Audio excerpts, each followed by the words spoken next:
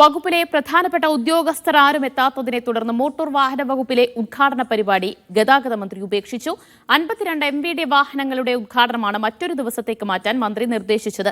ഇന്ന് വൈകുന്നേരം തിരുവനന്തപുരം കനകക്കുന്നിലായിരുന്നു പരിപാടി. മന്ത്രി എത്തിയപ്പോൾ പരിപാടി വീക്ഷിക്കാനെത്തിയത് കേരള കോൺഗ്രസ് ബി പാർട്ടി പ്രവർത്തകരും കുറച്ച് ഉദ്യോഗസ്ഥരും മാത്രമായിരുന്നു.